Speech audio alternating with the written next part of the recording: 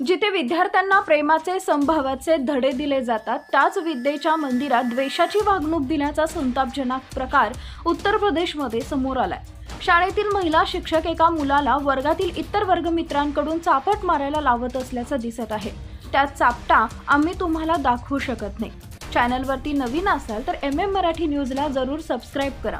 खुब्बापूर गावातील शाळेमधील एक व्हिडिओ सध्या सर्वत्र व्हायरल होत आहे। या व्हिडिओमध्ये महिला शिक्षिका मुस्लिम विद्यार्थ्याला भर वर्गात उभं करून शिक्षा करताना दिसत आहे। 5चा पाढा पाठ न केल्याने ही शिक्षा देण्यात आली असून वर्गातील इतर विद्यार्थ्यांसमोर येऊन त्या मुलाला मारायला सांगत आहे। धक्कादायक बाब म्हणजे महिला शिक्षिका वर्गामध्ये विशिष्ट समुदायाबद्दल वादग्रस्त वक्तव्य केल्याचंही दिसत आहे। मुलगा रडत असतानाही त्याला इतर विद्यार्थ्यांकडून मारहाण होताना दिसत आहे। तसेच जोरात मारा असंही संबंधित महिला शिक्षिका इतर मुलांना सांगत आहे। हा व्हिडिओ समोर आल्यानंतर महिला शिक्षिकेवर कारवाईची मागणी होत आहे। व्हिडिओ समोर आल्यानंतर काँग्रेस नेते खासदार राहुल गांधींनीही निशाणा साधलाय। निरागस मुलांच्या मनात भेदभावाचे विष पेरणे, शाळेसारख्या पवित्र जागाला द्वेषाचा बाजार बनवणे हेच रॉकेल भाजपने पसरवलंय।